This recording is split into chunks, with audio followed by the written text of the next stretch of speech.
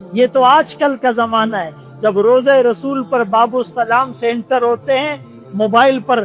Live آ جاتے ہیں کہ حضرت صاحب مدینے میں سب کو پتہ تو چل جائے کہ زسور انیک سڑے با، اور حضرت صاحب باب السلام سے انٹر ہو گئے اور سلام پیش کرنے جا رہے، نعوذ باللہ۔ ارے وہ مقام جہاں سانسوں کا شور بے ادبی ہے، جہاں فرشتے زور سے پر نہیں مارتے، ہم جیسے گناہگار قریب جائے ہم اس قابل ہیں، وہاں بھی ہمیں کیمرہ اور موبائل یاد ہوتا ہے۔ تو اس دیہاتی کو تو پتہ نہیں تھا، اسی لیے حضرت عمر پیچھے کھڑے ہو گئے،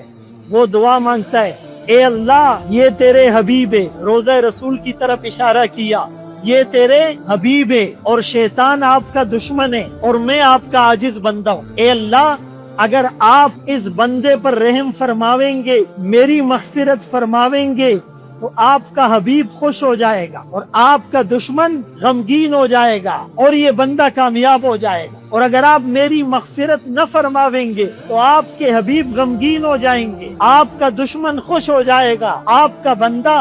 ہلاک ہو جائے گا، اور اے اللہ مجھے پوری امید ہے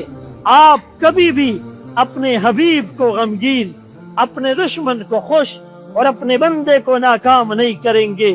حضرت عمر فرماتے ہیں، اللہ جو دعا اس دیہاتی نے مانگی ہے وہ دعا عمر بھی مانگتا ہے، آپ عمر کی بخشش فرمائیں گے، آپ کے حبیب خوش ہو جائیں گے،